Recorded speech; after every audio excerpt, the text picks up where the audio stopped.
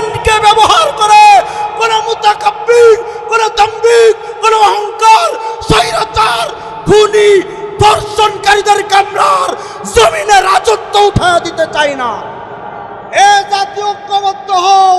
যদি আবার স্বৈরাচার তোমার ঘাড়ের উপরে বসতে চাই, ওলামা একরাম যদি জাতিকে, খুনিকে তাড়ানোর জন্য, খুনিকে দেশান্তর করার জন্য ওই পার থেকে যারা হুঙ্কার দেয় ওদের বিরুদ্ধে যদি আবার ডাক দেয়, ঐক্যবদ্ধ হয়ে ঈমানের ভূমি, তাওহীদের ভূমি বাংলাদেশকে হেফাজত করতে রক্ত দিতে কারা কারা তৈরি দেখতে চাই ইনশাআল্লাহ।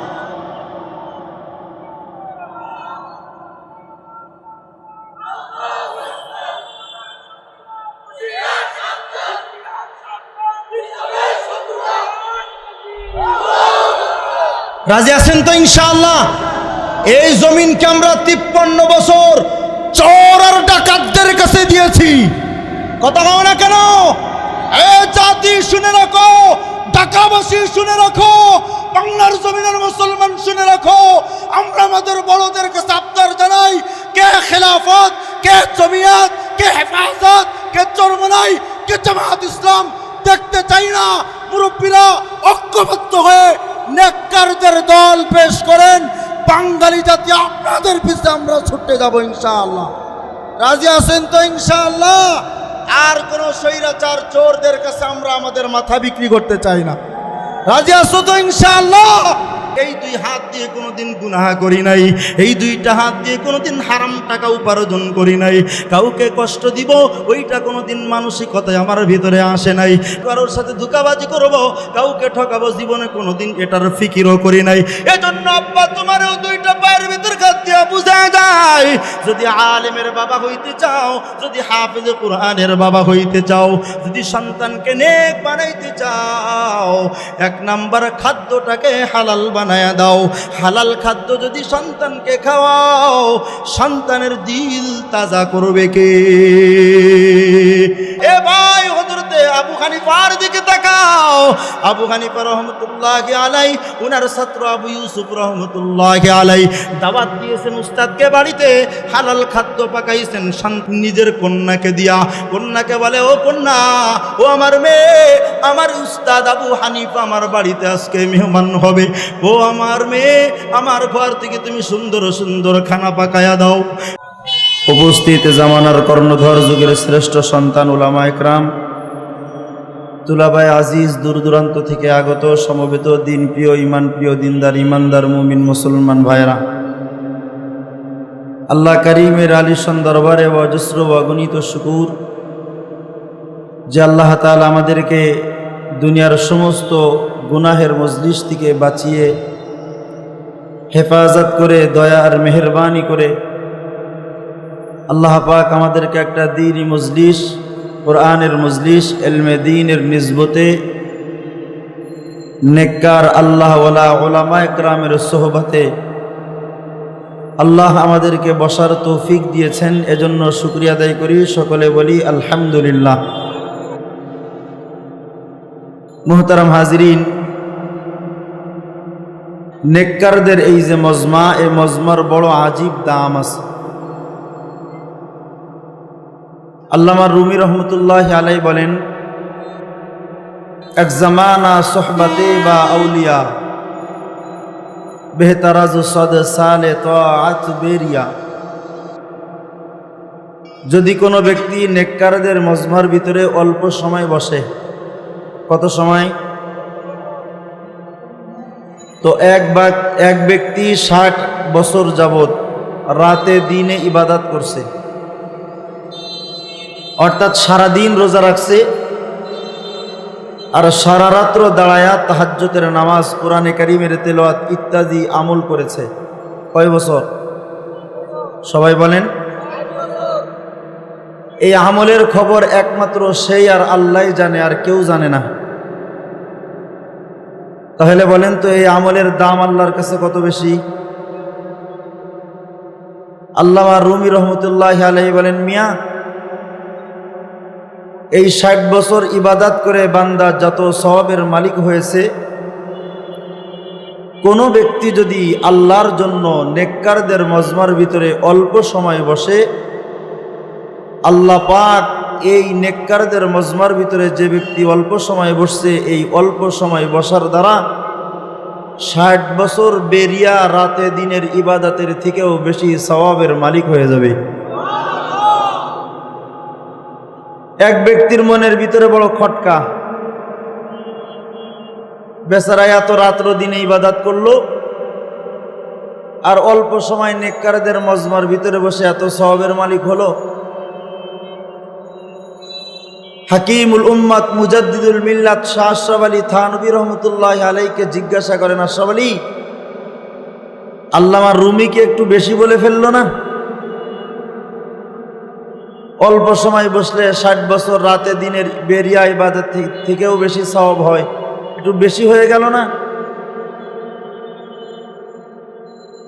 শাহ আশরাফ আলী থানভী রহমতুল্লাহ আলাইহি বলে, মিয়া না, বেশি হয় নাই। আমি আশরাফ আলী থানভীকে যদি জিজ্ঞাসা করো তাহলে কত সওয়াবের মালিক হয়েছি, আমি আশরাফ আলী জবাব দেই, আল্লামা রুমি তো 60 বছর বলে কম বলে ফেলাইছি। তুমি যদি আমাকে জিজ্ঞাসা করো, আমি আশরাফ আলী থানভী বলি, নেককারদের মজমার ভিতরে অল্প সময় বসলে বান্দা 100 বছরের থেকেও বেশি বেরিয়া ইবাদতের সওয়াবের মালিক হয়ে যায়। এক জামানা সোহবতে বাউলিয়া বেহতার আজ 100 সালে তাআত বেরিয়া, বেহতার আজ 100 সালে তাআত বেরিয়া। নেককারদের মজমার আজীব দাম, কারণ আল্লাহ রাসূল বলে,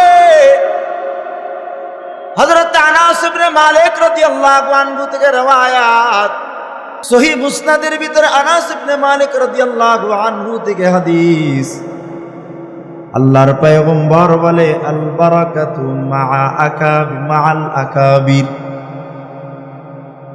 আল্লাহর রাসূল বলেন, নেককার যারা তোমাদের ভিতরে যারা বড়, যারা দিনের লাইনে বড়, এমন ব্যক্তিদের সাথে আল্লাহ তোমাদের জিন্দেগীর জন্য বরকত রেখে দিয়েছে। নেককারদের কাছে কি আছে বলেন? বরকত। সবাই বলেন না শব্দটা কি? বরকত।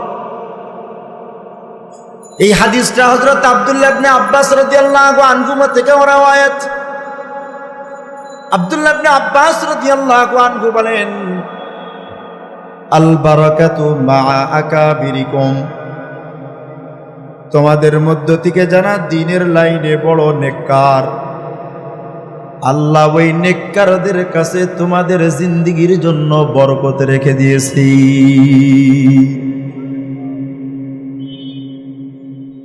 মিরকাত শরহে মিশকাত, মিশকাত শরীফের একটা ব্যাখ্যা গ্রন্থ আছে, নাম হলো মিরকাত, লিখেছেন মুল্লা আলী কারি রহমতুল্লাহ আলাইহি। আপনারা কি আমার কথা বুঝতেছেন তো? নেককাররা আপনার আমার জিন্দেগীর জন্য বরকত। কি বলেন? সবাই বলে না? বড়রা, দিনের লাইনে যারা বড়, এই বড়দের সাথে আপনার আমার জিন্দেগীর বরকত নিহিত। মুল্লা আলী কারি রহমতুল্লাহ আলাইহি মিরকাত শরহে মিশকাতের ভিতরে বলে, ইন্নার রাহমাতা তানজিলু ইনদা যিকরিস সালিহিন ওয়া ফাদলান ইনদা উজুদিহিম। সুবহানাল্লাহ, জোরে করে কোন। মুল্লা আলী কারি বলে, মিয়া, দিনের লাইনে যারা নেককার বড় যারা, ওদের সাথে বরকতটা কেমন জানো?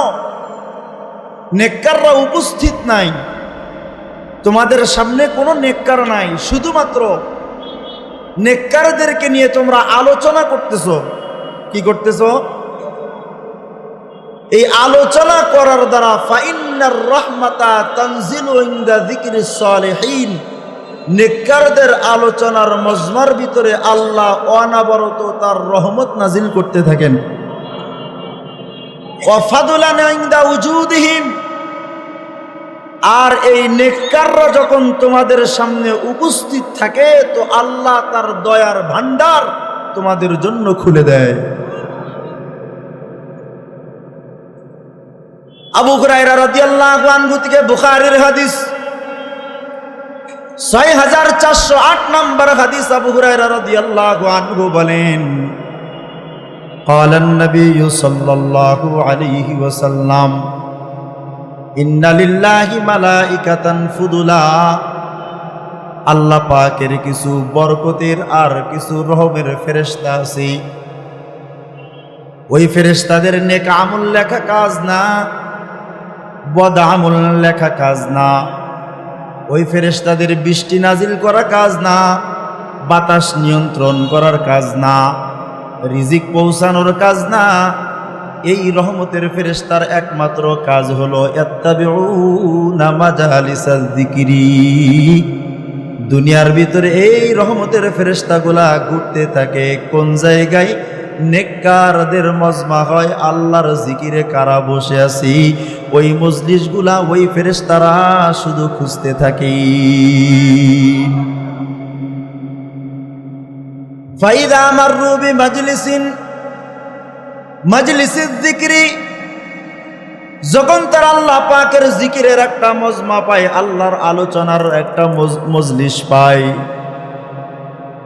আলা বাযুহুম আলা বাযিন হাত্তা ইয়াবলুগাল আরশা, এই ফেরেশতারা ওই মজলিস ছেড়ে আর অন্য কোন জায়গায় যায় না, মজলিস দেখে সাথে সাথে দাঁড়ায়া যায়। আলা বাযুহুম আলা বাযিন হাত্তা ইয়াবলুগাল আরশা। এ ভাই, আমি আব্দুল্লাহ হয়তো গুনাহগার, তবে মজলিসের ভিতরে নেককার উলামায়ে কেরাম আসছেন। এই নেককারদের জিকিরের মজমার এই চতুর্পাশে ফেরেশতাগুলা এমন ভাবে দাঁড়াইছে, রাসূল বলে আমি না, নবীজি আলাইহিস সালাম নিজে বলেন আলা বাযুহুম আলা বায, একজন আরেকজনের উপরে উঠতে উঠতে উঠতে উঠতে হাত্তা ইয়াবলুগাল আরশা, আল্লাহ পাকের আরশে আজিম পর্যন্ত ফেরেশতারা দাঁড়ায়া যায়। ফায়াকুলুল্লাহু লাহুম ওয়া হুয়া আ'লামু, ওই ফেরেশতাদেরকে আল্লাহ বলতে থাকেন, আল্লাহ কিন্তু জানেন এই ফেরেশতারা কোন জায়গা থেকে কোন জায়গা পর্যন্ত আসছে, আল্লাহ জানে না, জানে না। তবুও আল্লাহ তাদেরকে জিজ্ঞাসা করেন, মিন আইনা জিতুম, কোন জায়গা থেকে তোমরা আসছো? ফেরেশতারা বলতে থাকে, আল্লাহ মিন আবিদিন লাকা ইয়াসআলুনাকাল জান্নাতা ওয়া ইয়াতাআওয়াজুনা বিকা মিনান নার। আল্লাহ, আমরা এমন সকল কিছু বান্দাদের কাছ থেকে তোমার পর্যন্ত আসছি যে বান্দারা তোমার জিকিরে বসে আছে, তোমার স্মরণে বসে আছি। আল্লাহ, ওই বান্দাদের চাহাত হলো তোমার কাছে তারা জান্নাত চায়। আল্লাহ, ওই বান্দারা তোমার কাছে তোমার জাহান্নাম থেকে পানা চাই। শুধু তাই নয় রে আল্লাহ, ওয়ায়াস্তাগফিরুনাকা, ওই সমস্ত বান্দারা তোমার কাছে নিজেদের গুনাহ মাপ চায়। আল্লাহ পাক জানেন, এরপরেও জিজ্ঞাসা করেন, এই ফেরেশতা, আমার বান্দা আমার কাছে জান্নাত চায়, আমার বান্দাকে আমার জান্নাত দেখছে, কেমনে দেখবে আমার বান্দারা আমার জান্নাত? আমার বান্দারা আমার জান্নাত দেখলো না, তারপরেও কেন আমার কাছে জান্নাত চাই? এই ফেরেশতারা, আমার বান্দারা আমার কাছে জাহান্নাম থেকে নাজাত চাই কেন? আমার বান্দারা কি জাহান্নাম দেখছে নাকি? কেমনে তারা জান্নাত দেখবি?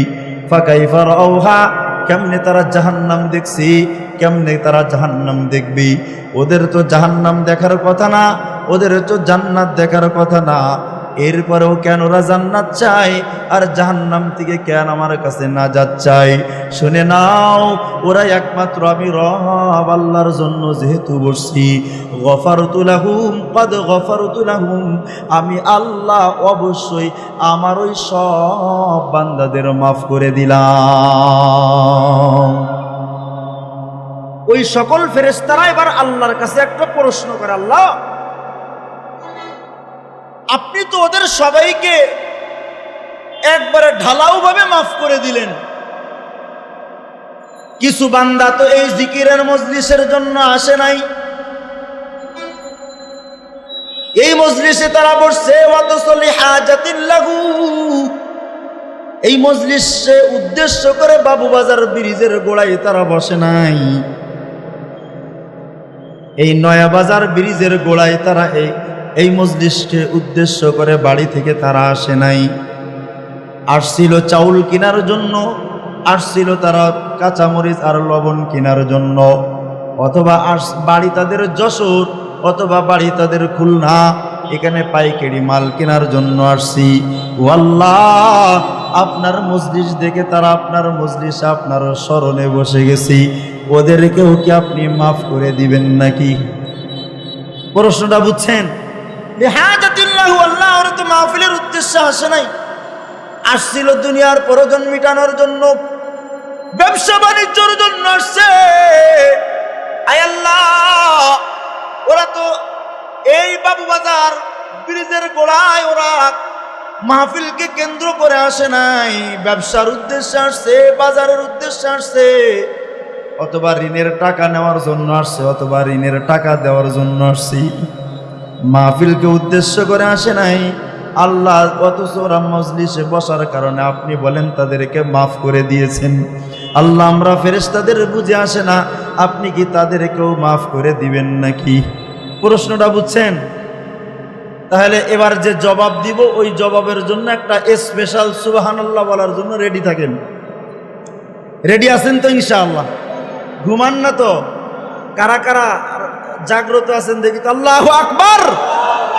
থাকবেন তো ইনশাআল্লাহ? এই শব্দটা বলার পরে থাকবেন। আল্লাহ পাক এবার জবাব দেয়, উলাইকাল জুলাসা ফায়াকুলুল্লাহ। আল্লাহ এবার ফেরেশতাদেরকে জবাব দিতে থাকেন, উলাইকাল জুলাসা লা ইয়াশকা বিহিম জালিসুম। শুনে রাখো, ওখানে যা আমার কিছু বান্দা আমার জন্য মজলিসে বসছিল, নেককারদের মজলিস, আমার স্মরণের মজলিস, ওই মজলিসে যেই বসবে না কেন, আমি আল্লাহ তার কপাল খাটো করব না, কপাল পোড়াইব না, সে কপাল পোড়া হয় না। ওই মজলিসে যারা বসে আমি আল্লাহ তাদেরকে মাফ করে দেব। মজলিস ছেড়ে যাবেন তো চলে? দুনিয়ার ভিতরে এত সমস্যা কেন রে ভাই? 15-16 বছরের এত আয়োজন, এত আয়োজন করলো, গোটা দেশব্যাপী এত আয়োজন, এত ফ্লাইওভার করলো, এত টানেল করলো, এত সমাজের উন্নয়নমূলক কাজ করলো, কিন্তু 16টা বছর পর সকালের খানাটা দুপুরে খাইতে পারলো না কেন? কথা কই না কেন? জবাব নাও, 1 নম্বর জবাব, ওরা নেককার চেনে নাই, নেককারদেরকে বদকার বানানোর ফিকির করার কারণে আল্লাহ এই জমিন ওদের জন্য হারাম করে দিছি।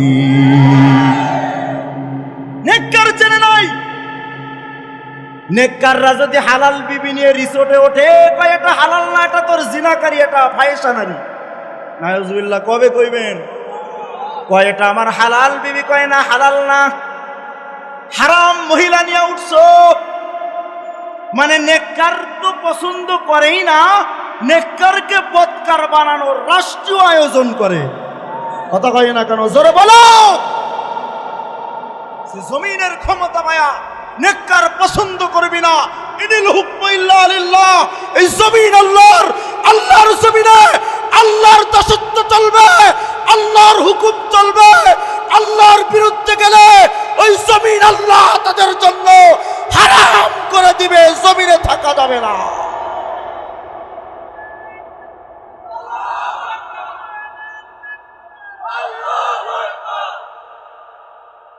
নেককার চেনো, নেককার চেনো, নেককাররা বরকত। রাসূল বলেন নেককার তোমার জিন্দেগীর জন্য বরকত।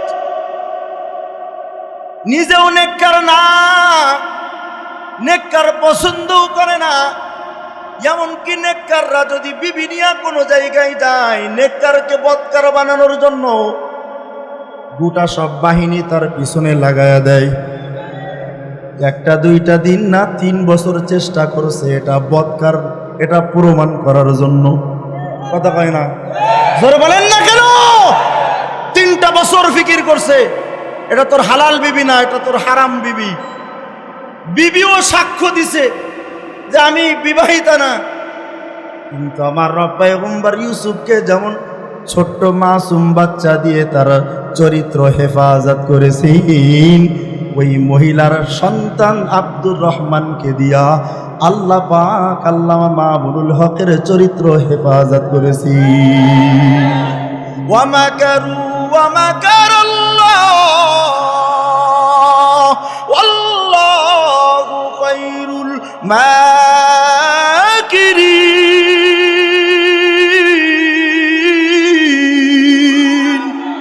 নেককার হও, নেককার হও। নেককারের বিরুদ্ধে যদি ষড়যন্ত্র করো, নেককারদের জবাব দেওয়া লাগে না। জবাব দেয় কে? মান আদালি ওয়ালিয়ান ফাকাদ আযানতুহু বিল হারব। রব কয় আমার নেককারের বিরুদ্ধে যদি তুই শত্রু হয়ে দাঁড়াস, আমার নেককারের জবাব দেওয়া লাগে না। আমি রব আল্লাহ তোর বিরুদ্ধে যুদ্ধর ঘোষণা দিয়া দিলাম।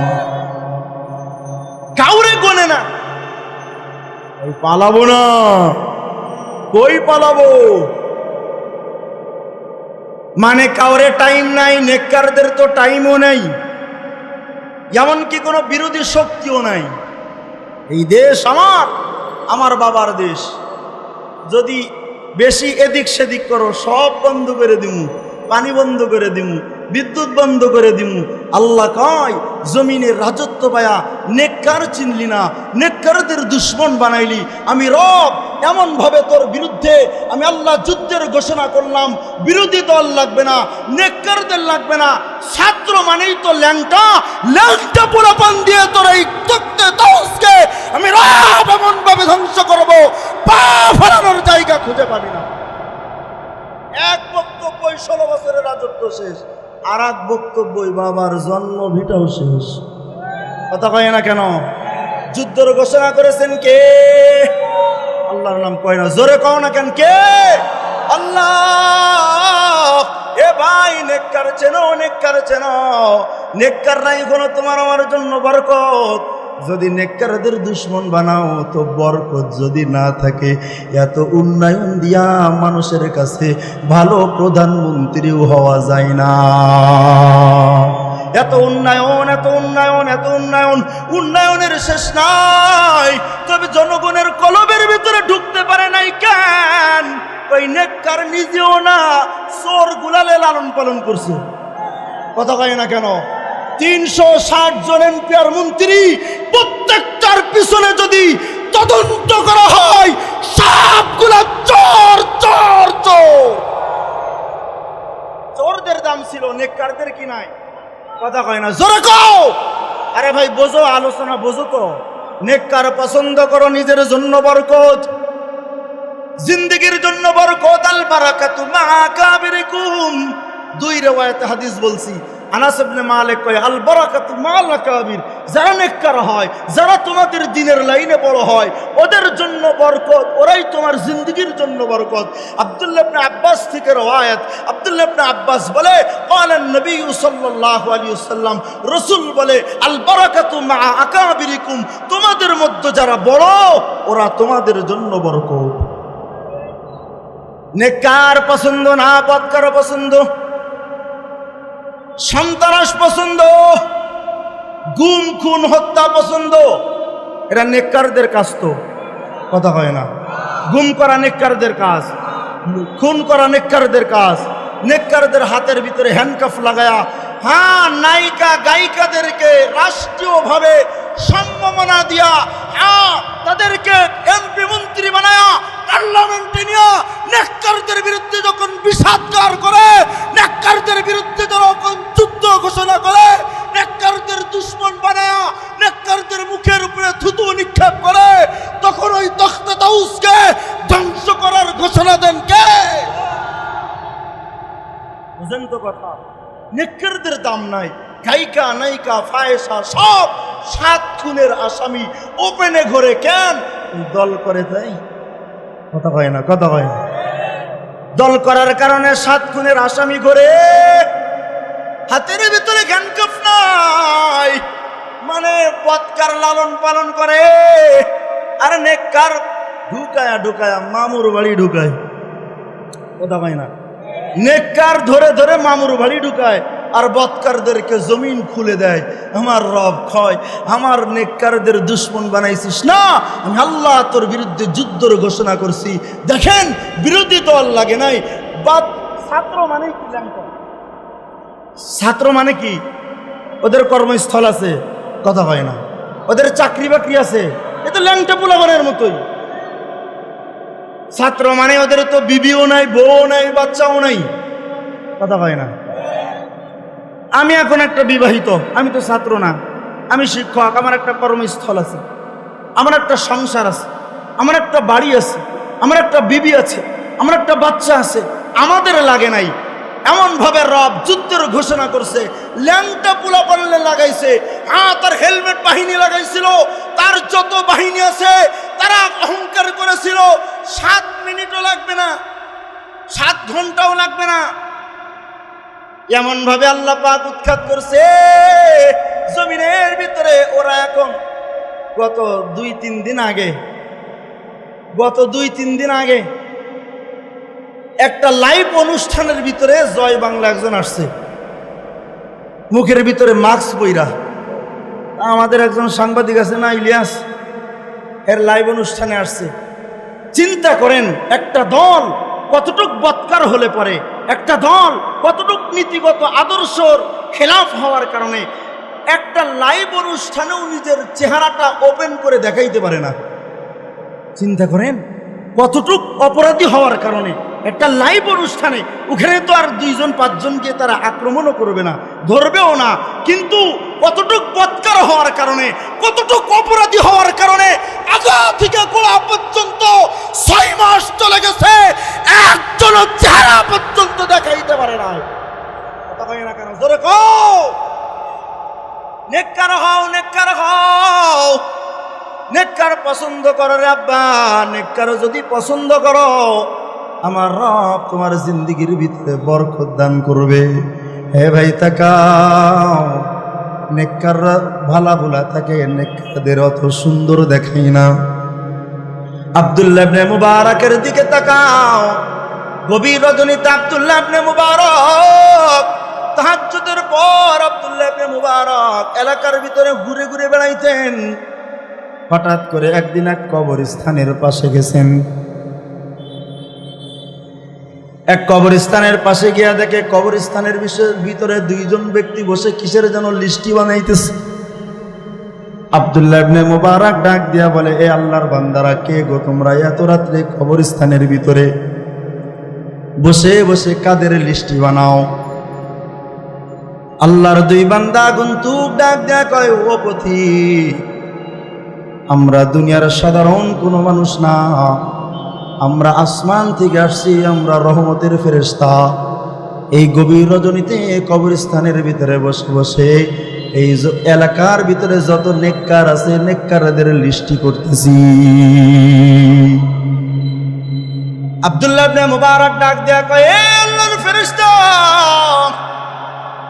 দেখো তো আমি আব্দুল্লাহর নাম তোমাদের ওই লিস্টির ভিতরে আছে, একটু তালাশ করে দেখো না আমি আব্দুল্লাহর নামটা তোমাদের লিস্টির ভিতরে পাওয়া যায় কিনা। ফেরেশতারা এবার তাদের লিস্টিগুলা উল্টায়া উল্টায়া কোন জায়গায় আব্দুল্লাহ ইবনে মুবারকের নাম খুঁজে পাইল না। আব্দুল্লাহ ইবনে মুবারক একটা চিৎকার দিয়া মসজিদে চলে গেছেন। আল্লাহর ফেরেশতারা উঠে চলে গেছেন। আব্দুল্লাহ ইবনে মুবারক মসজিদের সিজদার ভিতরে গিয়া আব্দুল্লাহ ইবনে মুবারক মসজিদে সিজদার ভিতরে পড়ে একটা কান্না দিয়েছেন, আয় আল্লাহ, উহিব্বুস সালিহিনা ওয়া লাস্তু মিনহুম লাআল্লাল্লাহা ইয়ারযুকানি সালাহা। আয় আল্লাহ, আমি আব্দুল্লাহ নেককার না, তবে নেককার আমি পছন্দ করি। আল্লাহ, নেককার কেন পছন্দ করি জানেন? যেন আপনি আমাকে নেক বানায়া দেন। আল্লাহ, এজন্য আমি নেক পছন্দ করি। আয় আল্লাহ, আপনার ফেরেশতাদের লিস্টের ভিতরে আমি আব্দুল্লাহর নাম নাই। আয় আল্লাহ, এখনো নেক হতে পারলাম না। মালাকুল মউত আমার কাছে আসে, বৎকার হয়ে মারা যাবো। আব্দুল্লাহ ইবনে মুবারক এভাবে দোয়া করতে করতে করতে করতে এমন এক কান্না করেছেন, আব্দুল্লাহ ইবনে মুবারক কান্নার ভিতরে বেহুশ হয়ে গেছে। হ্যাঁ ভাই, রাত্র যায় দিন যায়, আব্দুল্লাহর জ্ঞান ফেরে না। আল্লাহ পাকের ফেরেশতারা যখন রবের দরবারে উঠি আল্লাহর কাছে তার লিস্টি মিলায়া দেয়, ও আল্লাহ, এই যে আমাদের লিস্টি জমিনের নেককারদের লিস্টি আনছি, এই ফেরেশতা তোমাদের কাছে কি আমার কোনো বান্দা আসছিল? বলে হ্যাঁ। কি নাম? বলে আব্দুল্লাহ ইবনুল মুবারক। ও আল্লাহ, ও আল্লাহ, আপনার ওই বান্দা এসে আমাদের কাছে তার নাম তালাশ করতে বলছে, আমাদের লিস্টির ভিতরে নাই। আল্লাহ বলে, ও ফেরেশতার দল, আমার আব্দুল্লাহ নেককার না, তবে নেককার পছন্দ করে। ওই নেককার ব্যক্তিদের পছন্দ করার কারণে আমি আল্লাহ আমার না আব্দুল্লাহর নামটা নেককারদের কাতারে উঠাইয়া দিছি। নেক হও, নেক হও, নেক হও। নেককার পছন্দ করে রাব্বা, নেককার যদি পছন্দ করো নেক বানায়া দিবেন কে? আর জোরে কও কে? আল্লাহ। নেক পছন্দ, নেককার পছন্দ করলে আল্লাহ তোমাকে নেক হওয়ার সুযোগ দান করবেন। এজন্য আল্লাহ পাক বলে, ইয়া আইয়ুহাল্লাযীনা আমানুত্তাকুল্লাহ, ও আমার ইমানওয়ালা বান্দা, আমি রব আল্লাহর ভয় তোমার অন্তরের ভিতরে ঢুকাও, আমি আল্লাহর ভয় করো। ওয়াকুনু মা'আস সাদিকিন। আর আমার যত নেক বান্দা জমিনে আছে, আমি আল্লাহর নেক বান্দাদের মজলিসে তোমরা যাও, তাদের সংস্পর্শে যাও, তাদের মজলিসে যাও, তাদের সাথী হয়ে যাও। নেককারদের সাথী যদি হও, আমি আল্লাহ নেককারদের সাথী হওয়ার কারণে তোমাকেও আমি আল্লাহ নেক বানায়া দিব। এখানে তো খেজুরের দোকান আছে, আলাদা আছে না? কথা কয় না? এখানে খেজুরের দোকান আলাদা আছে, এখানে মাছের দোকান আলাদা আছে, স্বর্ণপট্টি আলাদা, কাঁচা বাজার আলাদা, জামা কাপড়ের মার্কেট আলাদা, সব মার্কেট আলাদা আলাদা। তুমি যদি মাছের দোকানে গিয়া জামা কাপড় চাও, মাছওয়ালা তোমারে জামা কাপড় দিতে পারবে। কথা কয় না? বোঝেন তো? যদি আপনি কাপড় পট্টিতে গিয়া মাছ চাও, কাপড়ওয়ালা তোমাকে মাছ দিতে পারবে না, বলবে ভাই আমার কাছে কাপড় আছে, আমার কাছে মাছ নাই। মাছ যদি নিতে চাও তো মাছ বাজারে ঢুকে যাও, কাঁচা বাজারে যদি নিতে চাও কাঁচা বাজারে ঢুকে যাও, সয়াবিন যদি নিতে চাও সয়াবিন তেল বিক্রি করে নেওয়ালার দোকানে ঢুকে যাও। এ ভাই, স্বর্ণ যদি কিনতে চাও স্বর্ণপট্টিতে যাও, ধান যদি কিনতে চাও ধান হাটে যাও, চাউল যদি কিনতে চাও তো চাউলের বাজারে যাও। আমার রব আল্লাহ কয়, বান্দা আমার ভয় তোমার অন্তরের ভিতরে ঢুকাও, আমি আল্লাহর ভয় করো রে ইমানদার, আমি আল্লাহরে ভয় করো। আল্লাহ আমরা কেমনে ভয় করব? দুনিয়ার প্রয়োজন মিটানোর জন্য মাছ বাজারে গেলে মাছ পাইলাম, দুনিয়ার প্রয়োজন মিটানোর জন্য চাউলের বাজারে গেলে চাউল পাইলাম রে আল্লাহ। তুমি রব আল্লাহর ভয় তো এটাও আমারও প্রয়োজন। আল্লাহ ওই বাজারটা কোন জায়গায়?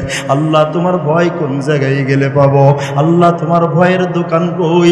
আল্লাহ তোমার ভয়ের বিক্রেতা কই? ব্যবসায়ী কই? আল্লাহ বলে ওয়াত্তাকুল্লাহ, আমি আল্লাহর ভয় যদি কিনতে চাও, আমি আল্লাহর ভয়ের বাজার যদি তুমি করতে চাও, ওয়াকুনু মা'আস সাদিকিন, তাহলে আমার দুনিয়ার ভিতরে যে নেক বান্দা আছে, নেক বান্দার মজলিসে যাও, নেক বান্দার কাছে যাও। আমি আল্লাহ আমার নেককার ব্যক্তির সোহবতের বরকতে আমি আল্লাহ তোমার কলবটাও আমি আল্লাহ আমার ভয়ে ভীতু সন্ত্রস্ত বানায়া দিব। আল্লাহর ভয়ের জন্য একমাত্র দোকান হলো নেককার ব্যক্তি। নেককার ব্যক্তি হলো আল্লাহর ভয়ের ব্যবসায়ী। নেককারদের মজমা হলো আল্লাহ পাকের ভয়ের দোকান। তুমি যদি নেককার ব্যক্তির মজলিসে বসো, আল্লাহ তোমার দিলের ভিতরে নেককারদের নসিহতের দ্বারা তোমার দিলের ভিতরে ভয় ঢুকায়া দিবি। এ ভাই তাকান, নেককার কত বড় দামি জানো? সাহাবা একরাম রাদিয়াল্লাহু আনহু ছিলেন জাহেল, সাহাবা একরাম রাদিয়াল্লাহু আনহু ছিলেন অন্ধকারে ডোবা, মূর্খ ছিলেন, অন্ধকারে ডুবা ছিলেন। আল্লাহ রাব্বুল আলামিন হেরা পর্বত থেকে একটা বিশ্ব মানবতার মুক্তির দূত মুহাম্মদুর রাসূলুল্লাহকে দুনিয়ার ভিতরে পাঠাইলেন নেককার বানায়া। পয়গম্বরের সোহবতে যে সমস্ত সাহাবা একরাম আসছে, সাহাবা একরাম নবীর সোহবতের বরকতে দিলের ভিতরে এমন ভাবে রব আল্লাহর ভয় ঢুকাইছি। ওমরে ফারুকের দিকে তাকাও, ওমরে ফারুক মক্কার বিশাল বড় কোন নেতা না, শুধু একটা সাহসী যুবক। মক্কা নগরীর কোন বড় নেতা ওমর না, সাহসী যুবক হওয়ার কারণে হাতের ভিতরে তরবারি ঢুকছে। উন্মুক্ত লাল তরবারি নিয়ে ওমর শহরের ভিতরে ঘুরে ঘুরে বেড়াই, ঘুরে ঘুরে বেড়াই। কিন্তু ওই ওমর মুহাম্মদুর রাসূলুল্লাহর সোহবতে যখন ঢুকছি, কুরআনওয়ালা নবীর সোহবতের ভিতরে যখন ঢুকছি, ওমরের দিলের ভিতরে এমন এক ভয় আসছে। আজ ওমরে ফারুক রাদিয়াল্লাহু আনহু শুধু সাহসী না, গোটা জমিনের অর্ধেক পৃথিবীর বাদশা ওমর।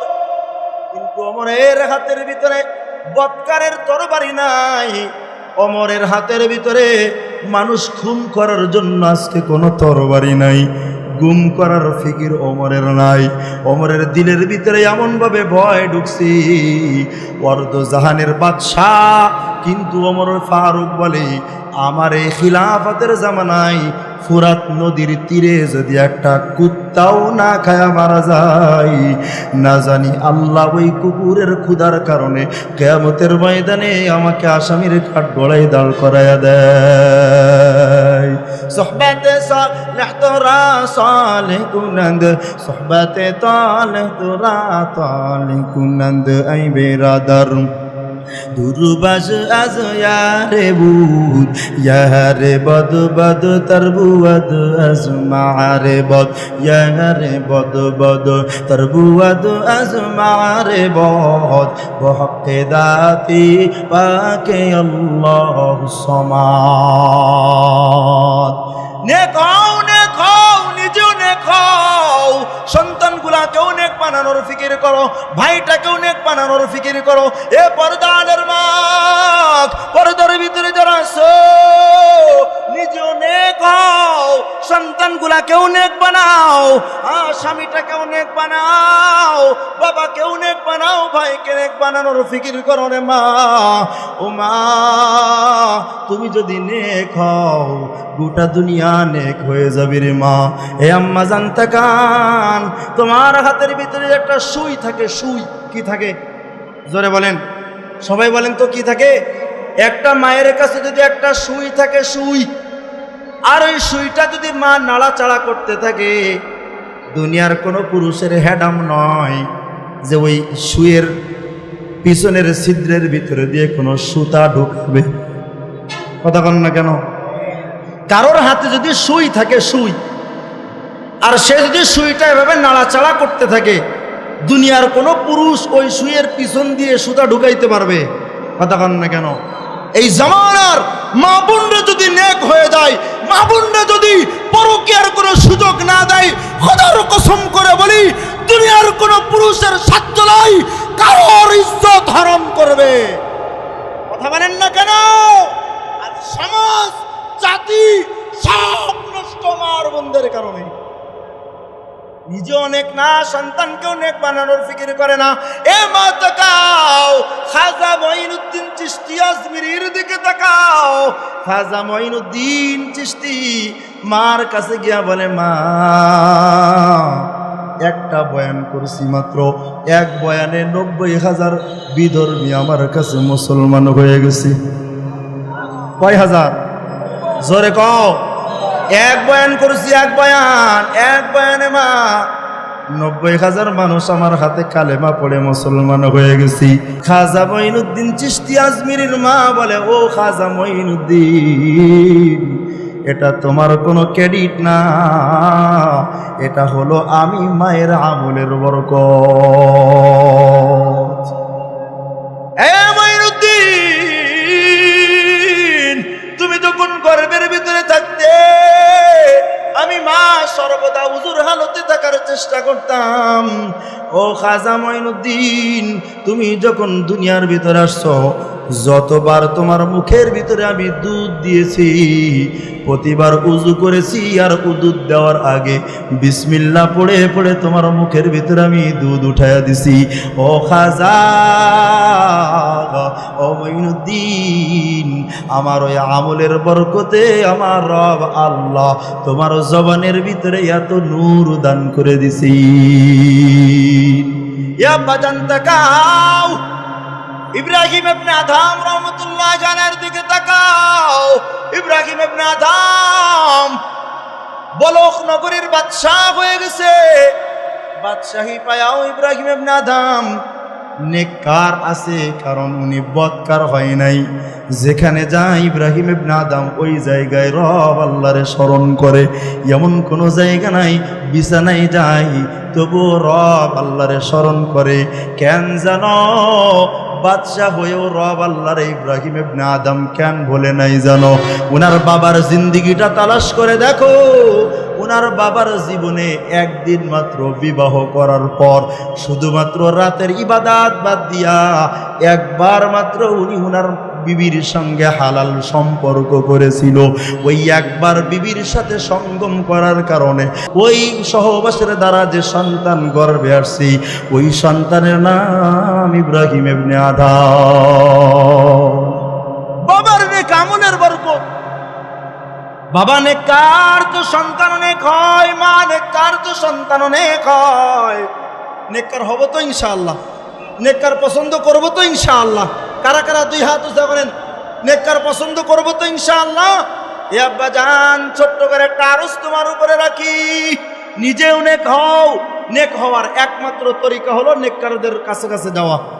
এ একটা আমল। কয় আমল? জোরে বলেন, কয় আমল দিলাম? কি করা? কথা হয় না। এখন হুজুর দেখলেই যদি ভ্রুকুঞ্চিত হয়ে যায়, নেককার দেখলে যদি মাথা গরম হয়, তো নেককারের কাছে যাওয়া যাবে তো? কথা হয় না, বোঝে না। নেককার পছন্দ করো, নেককারের মহব্বত দিলের ভিতরে ঢুকাও। যদি নেককারদের পছন্দ করো আর নেককারদের মহব্বত দিলের ভিতরে রাখো, তো আল্লাহ তোমাকে নেককারের মজমার ভিতরে বারবার যাওয়ার তৌফিক দান করবে। শুনে নেন, যদি কারোর জিন্দিগির ভিতরে বেশি গুনাহ থাকে, গুনাহ, নেককারের মজমার ভিতরে গেলে আল্লাহ গুনাহ মাফ করে দেয়। আর যদি আপনার জিন্দিগির ভিতরে যখন নেককার অপছন্দ আসবে, যে আপনার কাছে এখন আর নেককার পছন্দ হয় না, তাহলে শুনে নেন, কপাল বড় খারাপ। এই কপাল ভালো হবে না, কপাল পুড়ে যাবে। ওয়াম্মাল্লাযীনা সুইদু ফাফিল জান্নাহ ওয়াম্মাল্লাযীনা শাকু ফাফিন নার। যাদের কপাল পোড়া ওরা যাবে আল্লাহর জাহান্নামে, আর যাদের কপাল ভালো ওরা যাবে কোথায়? কথা কয় না, জোরে কোন? আল্লাহর জান্নাত। এজন্য নেককার পছন্দ করা ধরেন, আজ থেকে শুরু করেন ইনশাআল্লাহ। কারা কারা রাজি আছেন দেখি তো ইনশাআল্লাহ? নেককার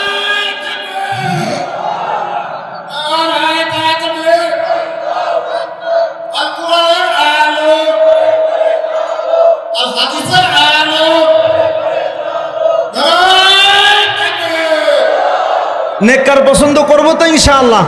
দুই হাত আবার উঁচা করেন। কারা কারা আজকে থেকে আমল হবে ইনশাআল্লাহ? আমল হবে তো ইনশাআল্লাহ?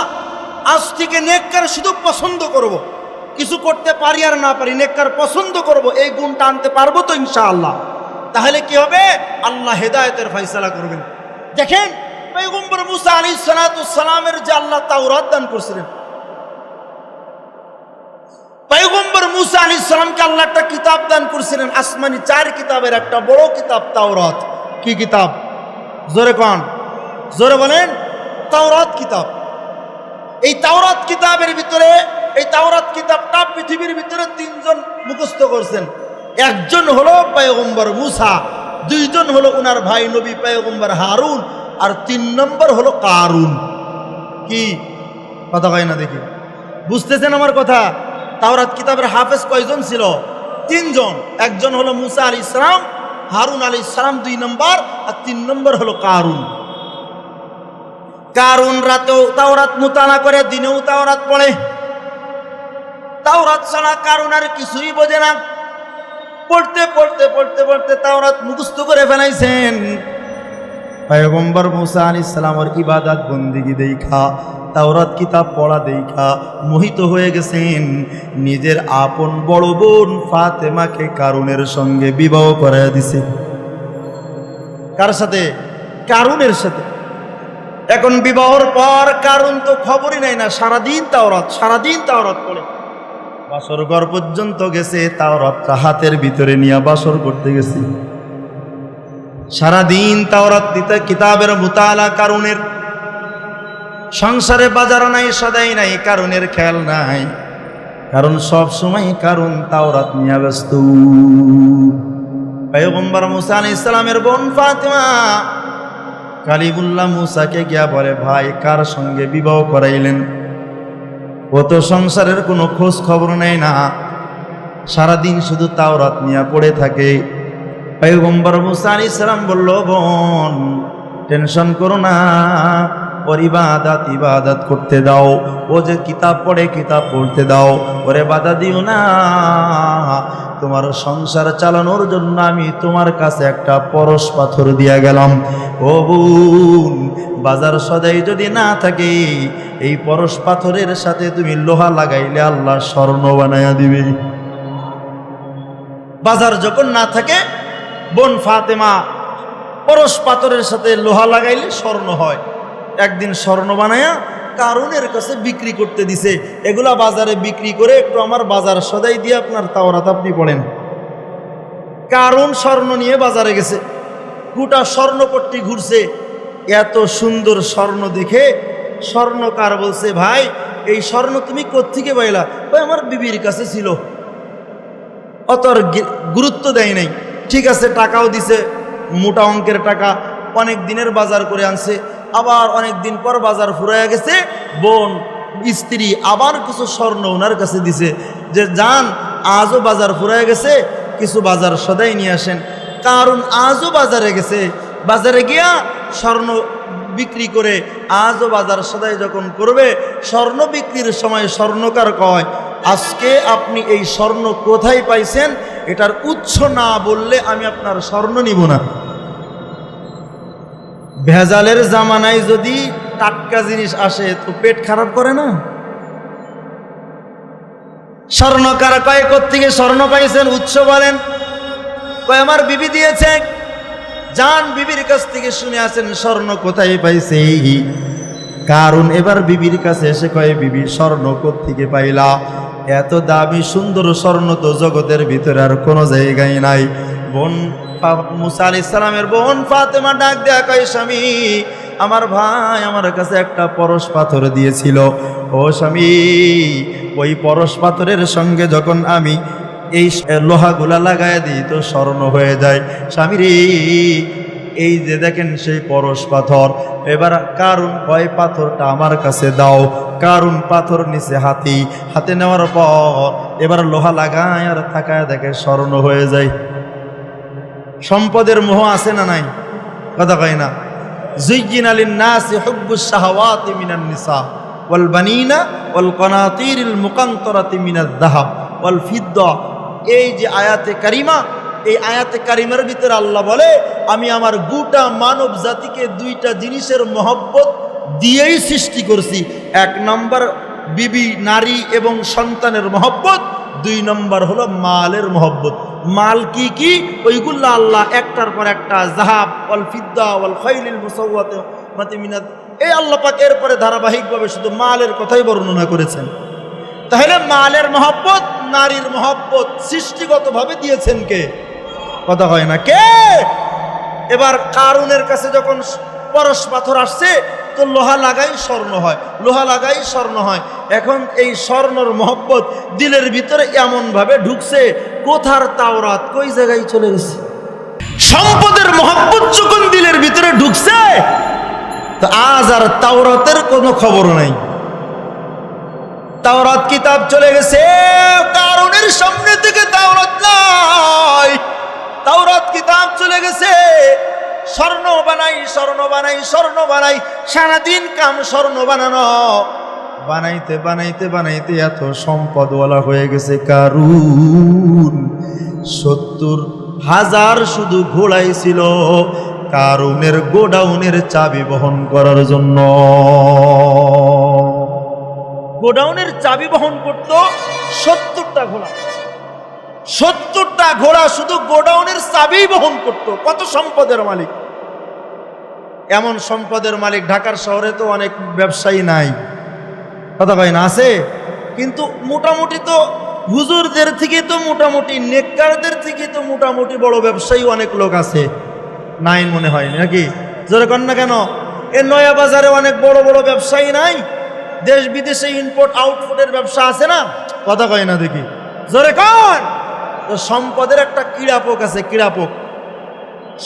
সম্পদের একটা গর্মী আছে, সম্পদের একটা অহংকারী আছে, সম্পদের একটা তাকাব্বুরি আছে। কারণ যখন দেখলো যে আমার এত সম্পদ, এত গুলামবাদী, এত পশু, এত গবাদি পশু, এত সম্পদ, এত বাড়ি, কিন্তু লোক দেখি আমার বেশি মহব্বত আর সম্মান করে না, মুসারে সম্মান করে কেন? কারুনের ভিতরে তাকাব্বুর ঢুকলো, সম্পদের তাকাব্বুরি। আগে সম্পদ ছিল না তো নেককার মুসার সংস্পর্শে ছিল, এখন সম্পদ আসছে, সম্পদের তাকাব্বুরি যখন ঢুকছে, যেমন ক্ষমতার তাকাব্বুরি যার ভিতরে ঢোকে, টুপি দেখলেই তাদের কাছে জঙ্গি মনে হয়। কথা কন না কেন? ক্ষমতার তাকাব্বুরি যার ভিতরে একবার ঢোকে, টুপি দেখলেই তাদের সন্ত্রাস মনে হয়। এই জন্য 16টা বছর রাজ্য শাসন করছে, মাহফিল করতে গেলেও অনুমতি ছাড়া করা যায় নাই। কথা বলো না কেন? 6 মাস চলে গেছে জালেম, 6 মাস চলে গেছে অহংকারী, 6 মাস চলে গেছে তাকাব্বুর করনেওয়ালা মহিলা, 6 মাস চলে গেছে স্বৈরাচার। এই জমিনের ভিতরে নেককাররা টেকনাফ দিতে তেতুলিয়া পর্যন্ত ওয়াজ মাহফিল করে কোন জায়গায় সন্ত্রাসী কর্মকাণ্ড আজ পর্যন্ত কোন হলুদ মিডিয়া পর্যন্ত দেখাইতে পারে নাই। কথা বলেন না কেন? এই নেককারদের মজমার ভিতরে চোর ভালো হয়, ডাকাত ভালো হয়, লম্পট ভালো হয়, লুচ্চা আল্লাহওয়ালা হয়। চোরগুলা মানুষের সম্পদের পাহারাদারের জিম্মাদারি হাতের ভিতরে উঠায় নাই। ঠিক কিনা ধরে বলো? এটাই হলো নেককারদের কাজ। এজন্য আল্লাহ কয় তুই নেককারদের সংস্পর্শে না, তুই নেককার পছন্দ কর। কারুনের কাছে আর নেককার পছন্দ হয় না। আমি এত সম্পদের মালিক, মুসাকে মানুষ যেভাবে সম্মান করে আমারে করে না। সম্পদ দিয়া পয়গম্বর মুসার বিরুদ্ধে একজন ফাহিশা বেশ্যা নারীকে কারুন ভাড়া করেছে। কারণ মানুষের সব দরজা যখন ষড়যন্ত্রের দরজা বন্ধ হয়, আর কোনো দরজা নাই, তো নেককারদের পাশে পিছনে তখন নারীর কলঙ্ক লাগানোর ফিকির করে। বোঝেন না মনে হয়? জোরে কন। এই যে আমাদের একটা ছোট্ট হুজুর আছে না, রফিকুল ইসলাম মাদানী, ছোট্ট একটা হুজুর আছে না, কার কথা বলে? কথা হয় না। নেককার না বদকার? কি দেখলে কি মনে হয়? চোর, টাকা বিদেশ পাচারকারী। কথা কন না কেন? দেখলে তো নেক মনে হয়, কথাও তো নিজের সাইজের থেকেও মাশাআল্লাহ আল্লাহর কথা উঁচু আওয়াজে বলে। কথা কন না কেন? নেককার দ্বারে ধরছে। নেককার তো পছন্দ না, নেককার পছন্দ না, নেককারকে বদকার বানানোর ফিকির। তো ষড়যন্ত্র যদি করে নেককারের বিরুদ্ধে জবাব কে দেয়? মনে আছে তো আপনাদের? ওই প্রথম কথা মনে আছে তো? তো রফিকুল ইসলাম মাদানীরে ধরছে, এই যে হাতির ঝিল একটা রুমের ভিতরে ঢুকাইছে। রফিকুল ইসলাম মাদানী কয় রুমের ভিতরে ঢুকায়া নেককারের পোশাক গুলা খুলে নিল। নেককারের পোশাক, মাথার টুপিটা খুলে নিল, নেককারের পোশাক শরীরের পাঞ্জাবিটা খুলে নিল, নেককারের পোশাক পরনের পায়জামাটা খুলে নিল, বটকারের পোশাক একটা প্যান্ট পরাইয়া দিল, বটকারের পোশাক ছোট্ট একটা জামা পরাইয়া দিল। নেককারের হাতে থাকে তসবিহ, বদকারের হাতে থাকে সিগারেট। কথা পাই না? কি বলেন? আপনাদের হুজুর কোনোদিন সিগারেট নিয়ে এই সমাজের ভিতরে হাঁটছে? কথা কান না কেন? মুসলমান এত নিকৃষ্ট, আমরা এত নিকৃষ্টতাই পৌঁছাইছি, মুসলমানদের হাতের ভিতরে তসবি থাকলে বর্তমান লজ্জা হয়। যার হাতে যত দামি সিগারেট তার সিনা বড় টান থাকে। কথা কান না কেন? সিগারেট কার পোশাক, কার আলামত? নেককারের না বদকারের? জোরে কান। রফিকুল ইসলাম মাদানী কয় আমার হাতের ভিতরে বদকারের পোশাক পরাইয়া দিল, সিগারেট ধরাইয়া দিল। কি বলেন? হুজুরের বিবি কোনোদিন অর্ধ উলঙ্গ দেখছেন আপনারা? কথা হয় না দেখুন। মৌলানা সালমান সাহেব পীর সাহেব, আপনাদের মসজিদের যিনি মাঝে মাঝে জুমা পড়ান, দায়িত্বশীল মৌলানা সালমান সাহেব শাহ আহমদ শফি রহমতুল্লাহ আলাইয়ের একজন একানিষ্ঠ খাদেম ছিলেন। উনার বিবিরে কোনোদিন আপনারা নয়া বাজারে অর্ধ উলঙ্গ অবস্থায় পাশে দেখছেন রিক্সায়? কথা কয় না। এই মাদ্রাসার হাফেজ সাহেবের বিবিরে দেখছেন? কথা কন না কেন? কারি সাহেবের বিবিরে দেখছেন? কোন আলেমের বিবিকে অর্ধ উলঙ্গ অবস্থায় আপনারা রাস্তাঘাটে দেখছেন? বোরকা পরা এটা নেককারের পোশাক নাকি বদকার? কথা কয় না। জোরে বলেন। তাহলে যে সমস্ত হিজবুত তাওহীদ যারা, যে সমস্ত হিজবুত তাওহীদরা যারা বলে শালীন পোশাক পরার নাম পর্দা, পর্দার নামে যারা বেপরদিগি, হ্যাঁ ইসলামী ব্যাংকের ভিতরেও পর্দার নামে যে সমস্ত মহিলাদেরকে অর্ধলঙ্গ অবস্থায় বসায়, আর যাই হোক ওরা কখনো নেক হতে পারে না, পারে না, পারে না। ফাতেমা রাদিয়াল্লাহু আনহা স্বামী আলীরে বলে, আলী আমি ইন্তেকালের পর বেশি লোকজনকে খবর দিবেন না, আর রাতের বেলায় আমার দাফন করে দিবেন। কেন? ভাই আমি ফাতেমা এটাও চাই না যে আমি কতটা লম্বা কতটা মোটা ওটা দুনিয়ার কোনো পুরুষের নজরে পড়বে। আল্লাহু আকবার। ফাতিমাতু সাইয়্যিদাতু নিসাই আহলিল জান্নাহ। এই জান্নাতি নারীদের খাসলাত হলো এটা, নিজেদেরকে যতটুক পারে পর্দার ভিতরে রাখবে। আর এখন মডার্ন কিছু হুজুর বের হয়েছে, নারীদের মুখমণ্ডল খোলা, নারীদেরকে হাত খোলা, পা খোলা, যেভাবে মন চাই সেভাবে তারা চালাইতেছে। এমনকি কোন হুজুর তো এটাও বলে যে আমার ছবিটা প্রজেক্টারে মহিলারাও দেখতে পারবে। বলে না? বলে না? আর যাই হোক, দুনিয়ার ভিতরে ওরা খাঁটি নেককার আল্লাহওয়ালা না। কথা কয় না কেন? দিনের কথা, সত্য কথা উঁচু আওয়াজে বলতে হবে। রাজি আছো তো? প্রয়োজনে বাবার বিরুদ্ধে যাবে, সন্তানের বিরুদ্ধে যাবে, রাষ্ট্রের বিরুদ্ধে যাবে, হক কথা ছাড়া যাবে না। প্রয়োজনে জীবন দিতে আমরা তৈরি ইনশাআল্লাহ। রাজি আছো তো ইনশাআল্লাহ?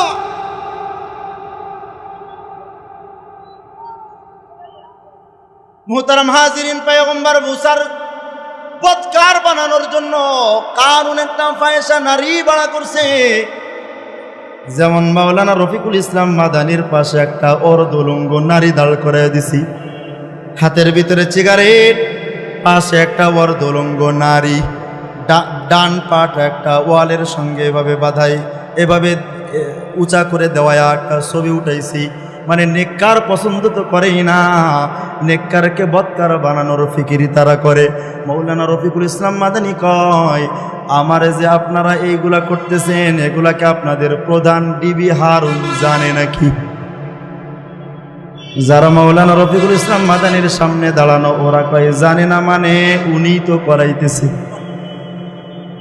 ওই দিন নেককার রফিকুল ইসলাম মাদানী রব আল্লাহর দিকে তাকায় একটা দোয়া করেছিল, রে আল্লাহ, আমি নেককারকে যারা বদকার বানানোর জন্য একটা রুমের ভিতরে উলঙ্গ বানায়া দিছি, আল্লাহ তুমি জাতির সামনে তাদেরকে উলঙ্গ বানায়া দিও। আমার রব কয় লাউ আকসামা আলাল্লাহি লা আবাররা। নেককাররা যখন আল্লাহর দিকে তাকায় তো তাদের কথা বাস্তবায়ন করে দেয় কি? বেশি দিন যাই নাই, রফিকুল ইসলাম মাদানী জেলখানা থেকে বের হয়েছে।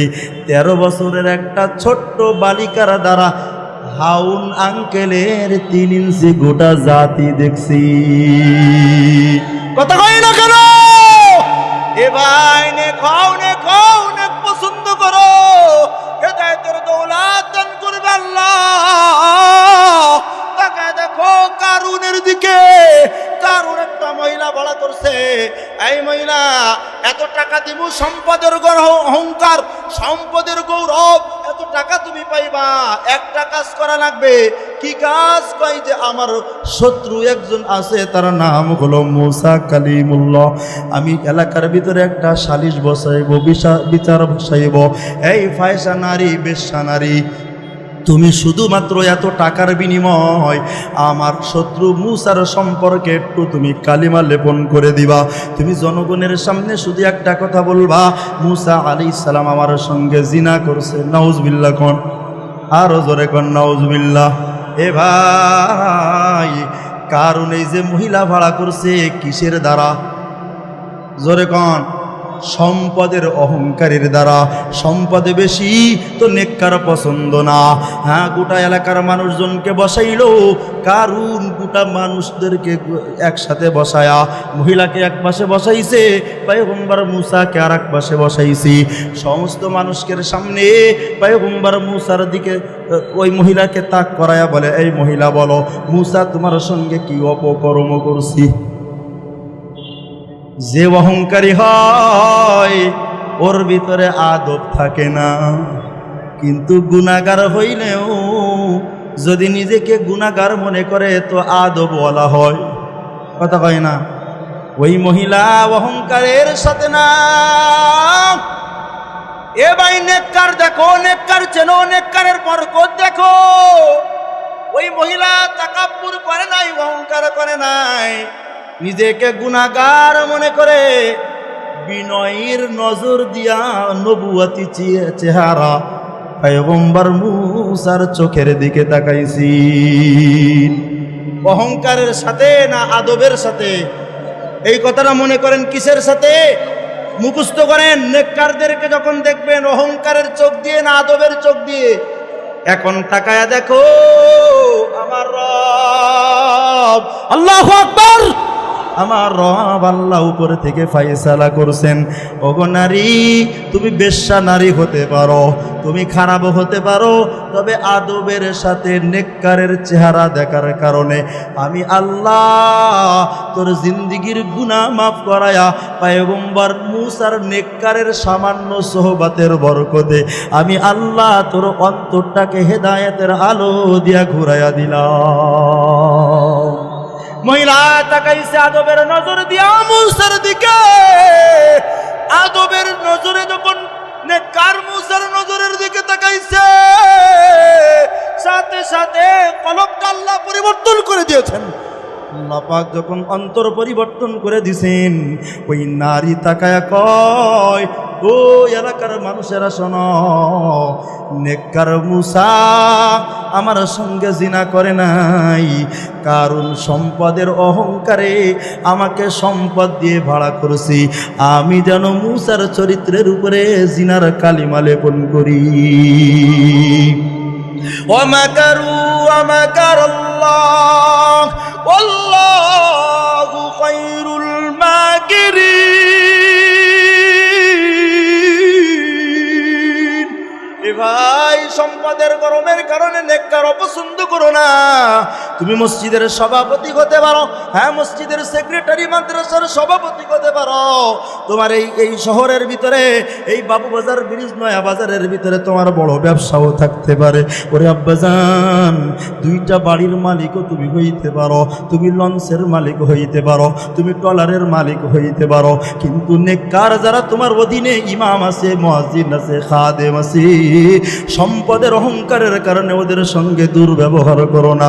ওদের শব্দ যদি আল্লাহর আরশ পর্যন্ত পৌঁছায় দেয়, এই সম্পদ কারুনের মতো তোমারও গজবের কারণ হয়ে দাঁড়াবে। পয়গম্বর মুসা আলাইহিস সালামের দিকে মহিলা কোন নজরে তাকাইছে? জোরে কও, কথা কয় না, জোরে বলেন। আদবের নজরে, তাওয়াজু, বিনয়ের নজরে তাকাইছে। নেককারদের চেহারা বিনয়ের নজরে দেখার কারণে হেদায়েতের দৌলত দান করলেন কি? তখনও পর্যন্ত কারণ সিংহাসনের ভিতরে তাকাব্বুরি নিয়া মূসার দিকে তাকায় রইছি, মহিলার দিকে বড় বড় নজর দিয়ে তাকায় রইছি। আল্লাহ পাক ফেরেশতা জিবরিলকে পাঠায় দিছে, ওই জিবরিল যা যা যা, আমার এই জমিনকে আমি মূসার কবজের ভিতরে উঠায়া দিলাম। মূসা জমিনকে যা অর্ডার করবে আমার জমিন মূসার সেই অর্ডার পালন করবে। যেমন 3.5 বছর আল্লামা মামুনুল হককে জেলখানার ভিতরে বিনা অপরাধে বদকার বানানোর জন্য যিনি ষড়যন্ত্র করেছিলেন, উনি যখন 5ই আগস্টে নিজের জান নিয়ে আকাশপথে উড়াল দিছে, ওই মামুনুল হকদেরকে আল্লাহ গণভবনে মেহমান বানায়া বসায়া দিছে। কথা বলেন না কেন? কে করে কে?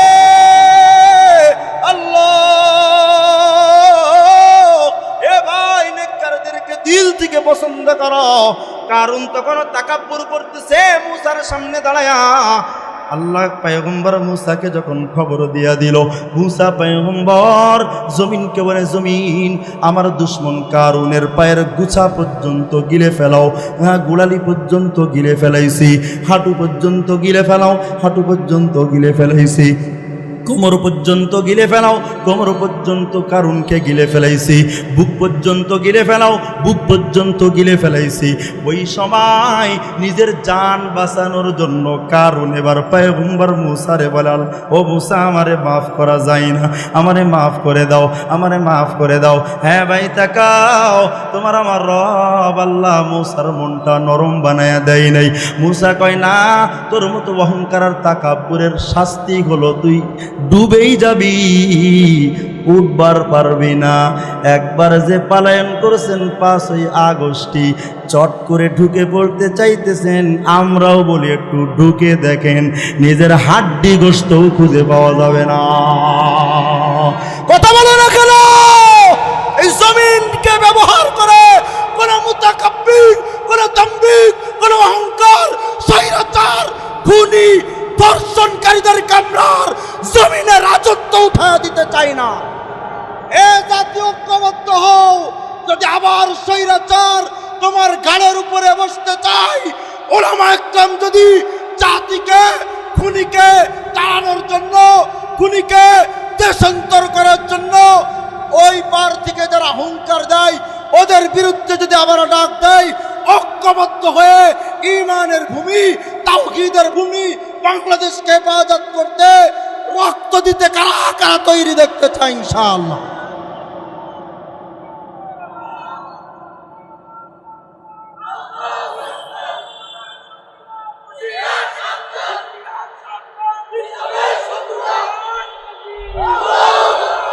রাজি আছেন তো ইনশাআল্লাহ? এই জমিনকে আমরা 53 বছর চোর আর ডাকাতদের কাছে দিয়েছি। কথা কও না কেন? এ জাতি শুনে রাখো, ঢাকাবাসী শুনে রাখো, বাংলার জমিনের মুসলমান শুনে রাখো, আমরা আমাদের বড়দের কাছে আবদার জানাই, কে খেলাফত, কে জমিয়ত, কে হেফাজত, কে চরমনাই, কে জামাত ইসলাম দেখতে চাই না। মুরব্বীরা ঐক্যবদ্ধ হয়ে নেককারদের দল পেশ করেন, বাঙালি জাতি আপনাদের পিছনে আমরা ছুটে যাব ইনশাআল্লাহ। রাজি আছেন তো ইনশাআল্লাহ? আর কোন স্বৈরাচার চোরদের কাছে আমরা আমাদের মাথা বিক্রি করতে চাই না। রাজি আছো তো ইনশাআল্লাহ? নেককার চাই, নেককার তৈরি আছো তো ইনশাআল্লাহ? নাকি ভোটের সময় রাজি আছো তো ইনশাআল্লাহ?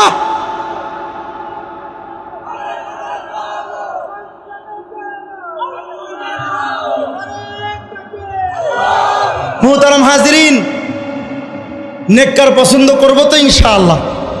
নাকি ভোটের সময় বাঙালির যে জাতিগত অভ্যাস, গিয়েই দেখে ধানের শীষার নৌকা কই, কথা কয় না?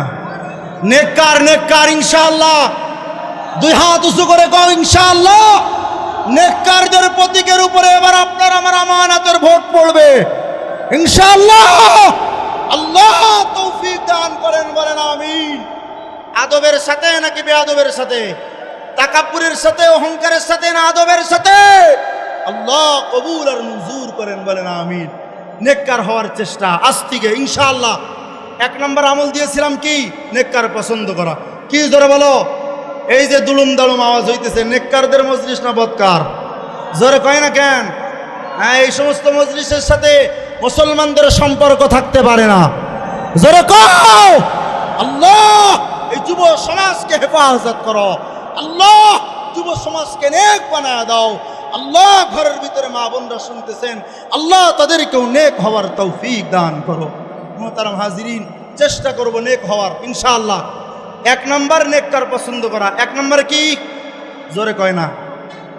এইবার একটা আমলের ওয়াজ, বাস্তব জীবনের প্রত্যেকের জিন্দগির সাথে একটা সম্পর্ক। নেককার হবে তো এতে দুই হাত উঁচা করে এবার একটা আমলের নিয়েতে একটু হাত উঠান যে আমি নেক হব ইনশাআল্লাহ। আমিও চেষ্টা করব ইনশাআল্লাহ। খুব ভালো করে কান খোলা আছে তো?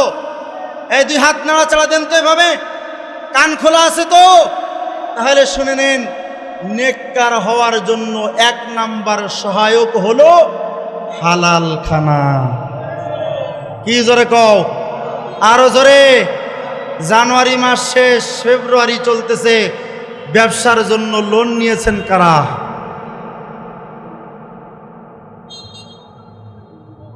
ব্যবসায়ী লোন নিয়ে ব্যবসা করলে খাদ্য হালাল হবে তো? হরকে বাতিল আজহারা মাসু পাকে নিস রুহে উরা রাসুয়ে আফলাকে নিস। ইয়া বাজার ও ব্যবসায়ী, নয়া বাজারের যুবক, ও নয়া বাজারের হাজি সাহেব, বড় বড় ব্যবসায়ী আপনারা, ও আব্বাজান, তুমি যদি লোন থেকে টাকা নাও, ব্যাংকের থেকে টাকা নাও, টাকাগুলা যদি সুদে কারবারি করে লাভের টাকা নিয়ে 25 কেজি মনে করেন 1 কেজি পাইজাম চাউল কিনছেন। কি চাউল? কথা কয় না। কিসের টাকা দিয়া? কথা কয় না দেখি। লোনের টাকা দিয়া। ওরে ঢাকাবাসী, সরকারি চাকরি করো, সরকার বেতন দেয় 50,000। সরকারের চেয়ারের দোহাই দিয়া, হ্যাঁ চেয়ারের নিচ দিয়া, টেবিলের নিচ দিয়া নাও আরো 2 লাখ। হালাল না হারাম? আরো জোরে কও। ওরে আব্বাজান তাকাও, হারাম টাকা দিয়ে 25 কেজির এক বস্তা চাউল নিয়ে গেছিল, পাইজাম চাউল। হ্যাঁ আব্বাজান, চাউলটা নিয়ে বিবির কাছে দিয়েছো, বিবিও হাড়ির ভিতরে পাতিলের ভিতরে চাউলটা দিল। হ্যাঁ ট্যাপ ছেড়ে একবার নাই, 2 বার না, 3 বার, 4 বার, 5 বার ধুইল। কয়বার? কথা কয় না কেন? ও আব্বাজান, আল্লাহর কসম, চাউলের উপর থেকে ময়লা যাইতে পারে, ওইটা আগুন দিয়ে যতই জ্বালাও না কেন, হারাম টাকা দিয়ে খানা কিনছো, চাউল কিনছো, খাদ্যটা পুরাটাই 100 বার যদি ধৌত করো তারপরেও না পাক। কথা কয় না কেন? কথা কয় না কেন? ওই চাউল সন্তানকে খাওয়াইবা, সন্তান মাদ্রাসায় পড়বে না। ওই সন্তান ওই চাউল সন্তানকে ভাত খাওয়াইবা, ওই সন্তান নেককার পছন্দ করবে না। ওই চাউল দিয়ে শয়তানের রক্ত মাংস হবে, ওই সন্তান কোনোদিন তোমার সামনে আদব বলা হবে না। হ্যাঁ, সন্তান বড় হবে, হারাম সম্পদ দিয়ে সন্তান বানাইছো, ওই সম্পদ দিয়া সন্তানগুলা যখন বড় হবে, আল্লাহর কসম দিয়া বলি, সন্তান দুনিয়ার সুখ শান্তির ভিতরে এমন ভাবে ডুববে, বুড়া হয়ে গেলে সন্তান তোমারে আদবের সাথে রাখবে না, বৃদ্ধাশ্রম দেখায়া দিবে। এজন্য নেক হও, নেক হও, সন্তানকে অনেক বানাও, বিবিকে অনেক বানাও। 1 নম্বর সহায়ক আর পাথিও আর উপায় হলো খাদ্য হালাল। কি বানাইতে হবে জোরে বলো? খাদ্যটা হালাল বানাইতে হবে। হালাল খাদ্য যদি বানাও, সন্তান নেক হবে। খাদ্য যদি হালাল বানাও, সন্তানের দিলের ভিতরে এলমে নবাবী ঢুকবে। সন্তানকে যদি হালাল খাদ্য খাওয়াও, কোনো হুজুরের কাছে দোয়া চাওয়া লাগবে না। আমার আব্বা জানের কথা আপনাদের শোনাই, গর্বের সাথে শোনাই। অহংকারের যদি বলো সেটাও বলতে পারো, আমার অহংকার না, এটা আমার বাবার ক্রেডিট দিয়া বলি। আমরা 2টা ভাই, মুফতি রেজওয়ান রফিকি আর আমি আব্দুল্লাহ সালিহি। ওরে আব্বা জান, আমার আব্বার থেকে এই যে গত কিছুদিন আগেও মাহফিলে গিয়া আব্বারকে বলতে শুনলাম, আব্বা আমার এরকম 2টা হাত টান করে সামনে দিয়া বলে, ও আমার আব্বা শোনো, আল্লাহ কেন তোমাদেরকে কবুল করবে না? এই 2 হাত দিয়া কোনোদিন হারাম টাকা উপার্জন করি নাই। আল্লাহু আকবার। আমার আব্বা জান বলে এই দুই হাত দিয়ে কোনোদিন গুনাহ করি নাই, এই দুইটা হাত দিয়ে কোনোদিন হারাম টাকা উপার্জন করি নাই, কাউকে কষ্ট দিব ওইটা কোনোদিন মানসিকতায় আমার ভিতরে আসে নাই, কারোর সাথে ধোঁকাবাজি করব, কাউকে ঠকাবো জীবনে কোনোদিন এটার ফিকিরও করি নাই। এজন্য আব্বা তোমারও দুইটা পায়ের ভিতর কাজ দিয়া বুঝা যায়, যদি আলেমের বাবা হইতে চাও, যদি হাফেজে কোরআনের বাবা হইতে চাও, যদি সন্তানকে নেক বানাইতে চাও, এক নাম্বার খাদ্যটাকে হালাল বানায়া দাও। হালাল খাদ্য যদি সন্তানকে খাওয়াও, সন্তানের দিল তাজা করবে কে? এ ভাই, হযরতে আবু হানিফার দিকে তাকাও। আবু হানিফা রহমতুল্লাহি আলাই, উনার ছাত্র আবু ইউসুফ রহমতুল্লাহি আলাই দাওয়াত দিয়েছেন উস্তাদকে বাড়িতে, হালাল খাদ্য পাকাইছেন নিজের কন্যাকে দিয়া। কন্যাকে বলে, ও কন্যা, ও আমার মেয়ে, আমার উস্তাদ আবু হানিফা আমার বাড়িতে আজকে মেহমান হবে, ও আমার মেয়ে, আমার ঘর থেকে তুমি সুন্দর সুন্দর খানা পাকায়া দাও। আবু ইউসুফের মেয়ে উজু বানায়া নেককার অবস্থায় হালাল খাদ্যগুলা পাকাইছে। এশার নামাজের পর ইমামে আজম আবু হানিফার সামনে খানা পেশ করেছে। একটা দুইটা না, 4 জনের খানা দিয়েছে আবু হানিফার সামনে। ইমামে আজম আবু হানিফা একজন মানুষ 4 জনের খানা খেয়ে ফেলছেন। খানাটা খাইছেন, শরীরটা বিছানার সাথে হেলাইয়া দিয়েছেন। ফজর পর্যন্ত ইমামে আজম আর বিছানা থেকে ওঠে নাই। ফজরের আজান হয়ে গেছে, ইমামে আজম মুসাল্লায় যাই নামাজের উপরে দাঁড়ায়া গেছে। ফজরের নামাজ পড়ে ইমামে আজম বাড়ির দিকে রওনা হয়ে যাবে, দরজগার দিকে রওনা হয়ে যাবে। ইমাম আবু ইউসুফের মেয়ে বলে, আব্বা তুমি এটা কেমন উস্তাদকে মানো? এটা নাকি ইমামে আজম, এটা নাকি বড় ইমাম। কেমন ইমাম, কেমন তোমার উস্তাদ, নিজের খানার সুন্নাত তরিকা জানে না। দিলাম 4 জনের খানা, একাই খায়া শেষ করে ফেলাইলো। এটা কেমন ইমাম? উনি নাকি এশার আজানের এশার উজু দিয়া ফজর পড়ছে 40 বছর। কেমন ইমাম? খানা খাইলো, সারা রাত তাহাজ্জুদ পড়লো না, বিছানায় কাটায়া দিল। কেমন ইমাম? ফজর পড়ে তাসবিহ তাহলিল নবী সূর্য ওঠার আগ পর্যন্ত করতো, উনি বাড়ির দিকে রওনা হয়ে যায়। ও আব্বা, তোমার উস্তাদ যতক্ষণ পর্যন্ত আমার দাদা আবু হানিফা আমার প্রশ্নগুলার জবাব না দিবে, আমি নাতি দাদাকে বাড়ি যাইতে দিব না। আবু ইউসুফ রহমতুল্লাহ আলাইহি ইমামে আজম আবু হানিফার সামনে দাঁড়ায় গেছে। দাঁড়ায় বলে, হুজুর, নাতি পর্দার ভিতরে চেতে রইছে, রেগে আছে। কেন রেগে আছে?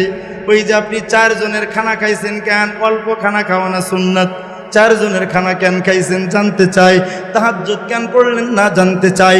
ফজর পড়ে তাসবিহ তাহলিল না করে বাড়ির দিকে রওনা কেন জানতে চাই। ইমামে আবু হানিফা রাহমাতুল্লাহ আলাইহি বলে, ইউসুফ, এটা আমার ব্যক্তিগত একটা আমল হয়ে গেছে রাত্রে। দুনিয়ার কোনো মানুষকে আমি বলতে চাইছিলাম না, কিন্তু নাতি তো আমাকে ঠেকায়া দিছে। এই ইমামে ইউসুফ, শোন, তোমার বাড়িতে আজকে আমি আবু হানিফা মেহমান হইছি। হানাফি মাযহাবের ইমামকে কথা কয় না, এই ইমাম আবু হানিফা এবার বলে, তোমার বাড়িতে আজকে আমি মেহমান হইছি। ও ইমাম ইউসুফ, আমি যখন খানা খাইতে বসছিলাম, তোমার ঘরে যে আমি মেহমান, আমার সামনে তুমি যত খানা পাকাইছো, আমি আবু হানিফা খানার দিকে তাকায়া দেখি আল্লাহ পাক আরশ থেকে তোমার খানার উপরে অনাবরত তার রহম নাজিল করতেছে। খানার উপরে হালাল খানা যিনি পাকাইছেন তার হাতটাও বড় নেক হাত। হালাল খানাটা নেক হাত দিয়ে পাকাইছে। আমার মালিক রহম নাজিল করতেছিল, আমি আবু হানিফা তাকায়া তাকায়া দেখতেছিলাম রহমত নাজিল হইতেছে। এত রহমত নাজিল হয় সহ্য করতে পারি নাই, একা একা সব রহমগুলো আমি খেয়ে ফেলাইছি। আল্লাহু আকবার। ও আবু ইউসুফ, শোনো, আমার নাতিকে শোনায়া দাও, হালাল খানা যখন পেটের ভিতরে ঢুকছে, হালাল হাতের পাকানো খানা যখন পেটের ভিতরে ঢুকছে, বুঝতেছেন কি না? আর আমাদের মা বোনরা তো এখন, আপনারা আছেন তো, আমাদের মা বোনরা তো এখন নিজেও নেককার না, নেক হওয়ার ফিকিরও করে না, সন্তানদেরও নেক বানানোর ফিকির করে না।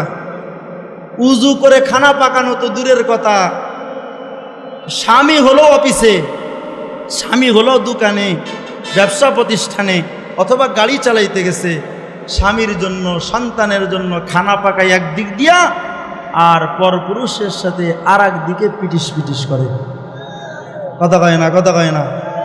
এখন খাদ্যের ভিতরে লবণ দিল না মরিচ দিল না ঝাল দিল খবরই নাই, আছে তো কার সাথে, আর এক গজবের সাথে। এই গজব সহকারে খানা পাকাইলে এই খানা যে সন্তানের পেটের ভিতরে ঢুকবে তার রুহ তো খাজা মঈনুদ্দিন চিশতির মতো হবে না। ও মা, ইমামে আবু ইউসুফের কন্যার দিকে তাকাও, হালাল খানাটা পাকাইছে, নিজেও পবিত্র হয়ে খানা পাকাইছে। ইমাম আবু হানিফা কয়, ও ইউসুফ, হালাল হাতের পাকানো খানা খাইছি, হালাল খানা পেটের ভিতরে ঢুকাইছি। হ্যাঁ ইউসুফ, আমি যখন বিছানায় পিঠ লাগাইলাম, কুরআনে কারিমের একটা আয়াত আসছে আমার সামনে। কয় আয়াত? কথা কয় না, কয় আয়াত? একটা আয়াত আসছে আমার সামনে। ওই এক আয়াতের ভিতরে চিন্তা ফিকির করে করে আমি ফজর পর্যন্ত কাটায়া দিছি। একটা দুইটা না, এক কোরআনের আয়াত দিয়া শরিয়াতে ইসলামের 100 মাসালার ফতুয়া বের করে ফেলাইছি। খানা খায়া শুইছি, ফজর হয়ে গেছে। ও ইউসুফ, ফজর পর্যন্ত আমি এক আয়াত নিয়ে ফিকির করছি, তাহাজ্জুদ পড়ার সুযোগ আমার আসে নাই। আর ফজরের পরে কেন বাড়ির দিকে যাই জানো? ফজরের পর আমার বহু এলাকা থেকে বহু ছাত্র আসবে আমার কাছে কোরআন আর হাদিস শেখার জন্য। ব্যক্তিগত আমল বসেও করা যায়, হেঁটে হেঁটেও করা যায়।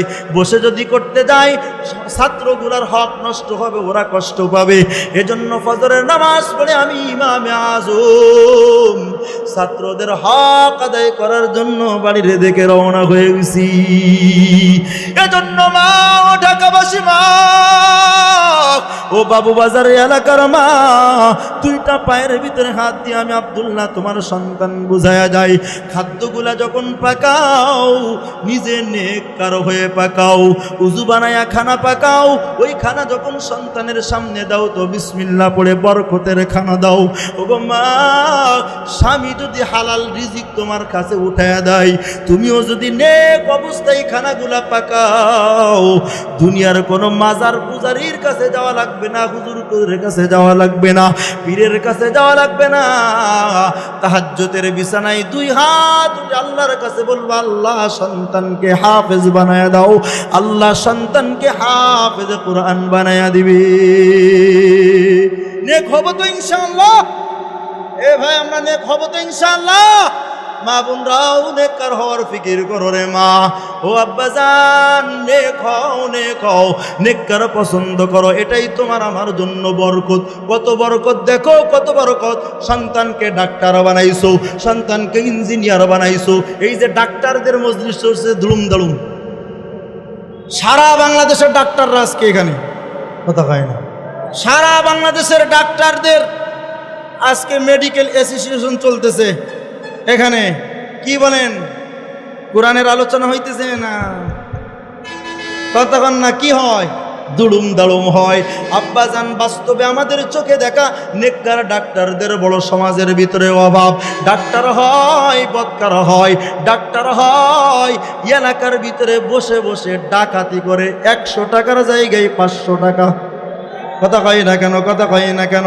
ওরে আব্বাজান, বলবেন হুজুর সব ডাক্তারকে খারাপ না, সব ডাক্তারকে খারাপ বলি না, তবে যে ডাক্তার বিনা বিনা এটাকে কি বলে, আরে দেখার আগে যে টাকাটা নেয় এটার কি বলে? ভিজিট। ভিজিট নাই, ভিজিট নাই। বহু ডাক্তার জগতে আছে যারা ভিজিট ছাড়া ডাক্তারি করে। ওরে আব্বাজান, যায় দেখো যারা ভিজিট ছাড়া ডাক্তারি চিকিৎসা দেয়, হয়তো কেউ চরমনার গুলাম, চরমনার ময়দানের নেককারের মজলিসে গেছে, না হলে তাবলিকের ভিতরে গিয়া নেককারের সোহবাত পায়া আল্লাহওয়ালা হওয়ার কারণে ভিজিট ছাড়া চিকিৎসা সেবা দেয়। ও আব্বাজান, তোমার সন্তানরে ডাক্তার বানাও, আমার কোনো আপত্তি নাই। ইঞ্জিনিয়ার বানাও, কোনো আপত্তি নাই। উকিল বানাও, উকিল। মিথ্যা না বললে ওকালাতি চলে না। আমার ছোট ভাই মুফতি রেজওয়ান রফিকি গ্রেপ্তার হয়েছে কাশিমপুর কারাগারে। আমি এক উকিলকে ধরলাম যে ভাই, মোদি বিরোধী আন্দোলনের ককটেল বিস্ফোরণের মামলা দিছে ছোট ভাইয়ের উপরে। আমার ছোট ভাই ওই দিন 25 তারিখ শুক্রবার বাসায় ছিল, বাসা থেকে কোনো জায়গায় বের হয় নাই, বাসার পাশে জুমা পড়ে বাসার ভিতরেই ছিল। ওই ধর্মীয় এগুলো বাদ দেন তো, এগুলো লাগবে না। বললাম তাহলে বলবেন কি? তো আমাদের কাছে সাজানো আছে, আপনি যান। তাকায় দেখি মামলা যেটাও হয় ওটার ভিতরেও মিথ্যা। যিনি আমার পক্ষে দাঁড়ানো তিনিও মিথ্যার বলিয়া ওড়ায়। উকিল বানাও, আমার কোনো আপত্তি নাই। ডাক্তার বানাও, আমার কোনো আপত্তি নাই। তবে সন্তানগুলাকে এই দারুল কোরআন মাদ্রাসার ভিতরে পড়াও। সন্তানগুলাকে তুমি বাইতুল কোরআন মাদ্রাসার ভিতরে ইলমে দিন শিক্ষা দিয়ে তারপরে ভার্সিটিতে পাঠাও, তারপরে ইউনিভার্সিটিতে পাঠাও, তারপরে মেডিকেল কলেজ ইউনিভার্সিটিতে পাঠাও। ও আব্বাজান, সন্তান যদি নেক বানাইতে চাও, 1 নাম্বার খানা দেওয়া লাগবে হালাল, 2 নাম্বার প্রাথমিক শিক্ষা দেওয়া লাগবে দিনের শিক্ষা। রাজি আছো তো ইনশাআল্লাহ? কারা কারা রাজি দেখি তো? 2 নম্বর আমি একটা ফায়দার কথা বলি। ডাক্তার সন্তান সামনে দাঁড়াবে তো ডাক্তারই দেখবেন, ইঞ্জিনিয়ার সন্তান সামনে দাঁড়াবে তো ইঞ্জিনিয়ার চেহারা দেখবেন, উকিল সন্তান সামনে দাঁড়াইবে তো মিথ্যুকের চেহারা দেখবেন। 360 জন যে পালায়া গেছে, এমপি মন্ত্রী এক একজন সামনে আসবে তো সন্তান দেখার সাথে সাথে চোর আর ডাকাত দেখতে পারবেন। কথা কয় না দেখি? আর এই যে মাহফিলের প্রধান অতিথি আল্লামা শেখ আহমদ সাহেব, ওই হাটাজারি মাদ্রাসার শাইখুল হাদিস, এ আব্বাজান, এখানে যারা আসবে সবগুলা আলেম, সবগুলা হাফেজ। সন্তানকে যদি নেক বানায়া হাফেজে কুরআন বানাও, সন্তানকে যদি নেক বানায়া আলেমে রব্বানি বানাও। আবু হুরায়রা রাদিয়াল্লাহু আনহু বলে, মিয়া শোনো, তোমার ওই সন্তান তোমার সামনে যখন আসবে ওইটা আলেম মনে করে তার চেহারার দিকে তাকাইবা। কি মনে করে? কথা হয় না, এটা বোঝেন নাই মনে হয়। আপনার সন্তান আলেম সন্তান আপনার সামনে আসছে তো সন্তানের চোখের দিকে তাকাইবেন, মুখের দিকে তাকাইবেন। আপনার সন্তান ডাক্তার ইঞ্জিনিয়ার হয়েছে, এমপি মন্ত্রী আমলা কামলা হয়েছে, এদিক দিয়ে নেয় ওদিক দিয়ে নেয়, বিদেশ পাচার করে, তো এইগুলা চেহারা দেখলে তো আমল নামায় সওয়াব হবে না? কথা হয় না? কি বলেন আপনারা? স্বভাব হবে। কিন্তু আপনার সন্তান যদি আলেমে রব্বানি হয়, আপনার সন্তান যদি হাফেজে কোরআন হয়, আপনার সন্তান যদি আলেম হয়, আবু হুরায়রা রাদিয়াল্লাহু আনহু বলেন, মান নাযারা ইলা ওয়াজহি আলিমিন ফাকান্নামা নাযারা ইলা ওয়াজহি রাসূলিল্লাহ। সন্তান তোমার, তুমি রিকশা চালায়া সন্তানকে আলেম বানাইছো, তুমি ঠেলা গাড়ি চালায়া সন্তানকে হাফেজ বানাইছো, ওই সন্তানের চেহারার দিকে তাকাইবা কেমন যেন নবী মুহাম্মদুর রাসূলুল্লাহর চেহারার দিকে তুমি তাকাইলা। আবু বকর যেমন নবী দেখলে আমল নামায় সওয়াব হয়, যদিও সন্তান তোমার, কিন্তু আলেম হওয়ার কারণে ওর চেহারার দিকে তাকাইলে আল্লাহ তোমার আমলের ভিতরে নবী দেখার সওয়াব দান করে দিবে। আল্লাহু আকবার বলো। এই নেককার পছন্দ করবো তো ইনশাআল্লাহ। এই নেককারদের জরুরত আছে না নাই? জোরে কোন, জোরে কোন। আছে না, আছে না? ইনশাআল্লাহ। রসুল বলেন, নিজে নেক হও, পারলে আলেম নিজেই হও, না পারলে আলেমের ছাত্র হও, না পারলে আলেমের সাহায্যকারী হও, না পারলে আলেমকে মহব্বত করে নেওয়ালা হও। খবরদার, খবরদার, খবর দাও, ওয়ালা তাকুনু খামিসা, 5 নম্বর দলভুক্ত হয়েও না। ওয়াল খামিসাতু আন তাবগাদাল ইলমা ওয়া আহলাহু, নেককার অপছন্দ করা, কোরআন অপছন্দ করা, এটা হলো 5 নম্বর দলভুক্ত। ওয়াল খামিসাতু আন তাহলিক, যারা 5 নম্বর দলভুক্ত হবে ওরা সোজা আল্লাহর জাহান্নামে চলে যাবে। এজন্য 1 নম্বর পারলে নিজে কপালওয়ালা হবো, আলেম হবো, নেককার হবো ইনশাআল্লাহ। চেষ্টা করবো তো ইনশাআল্লাহ। 2 নম্বর ব্যবসার ফাঁকে ফাঁকে মাদ্রাসায় এসে কোরআন শিখবো, চেষ্টা করতে পারি না ইনশাআল্লাহ। 3 নম্বর, এটাও যদি সুযোগ না হয়, হুজুর আমার এত আমার পরিবর্গ এদের জন্য আমার কাজ করা লাগে, আমি কোরআন শিখতে পারি না। তো হুজুর, আল্লাহ তো আমার অনেক সম্পদ দিছে, নবী তো বলছেন ওদের সাহায্য করতে, আমি সাহায্য করব। কারা কারা রাজি আছেন? নেককারদের সাহায্যের জন্য কারা কারা তৈরি আছেন দেখি ইনশাআল্লাহ। 4 নাম্বার, মাল যদি না থাকে তাহলে কি আপনি নেক হতে পারবেন না? সময়ও নাই, মালও নাই, তো নেক হতে পারবেন না। রাসূল বলে, হ্যাঁ, আর একটা সম্পদ আছে তোমার কাছে, এই সম্পদের কথা বলবো, হ্যাঁ, আমলের নিয়তে শুনবেন।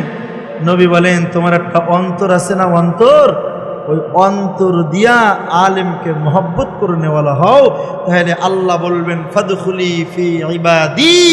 নেককার পছন্দ করছিলি না দুনিয়ায়? নেককারের সাহায্য করছিলি না? নেককারকে মহব্বত করছিলি না? নিজে নেক হয়ে গেছিলি না? জি আল্লাহ গিয়েছিলাম। তো আজকে নেককারদের থেকে দূরে কেন? আমি আল্লাহ আলহাকনা বিহিম যুররিয়াতাহুম, নেককারদের বানাবো বাবা আর তোমাকে বানাবো সন্তান।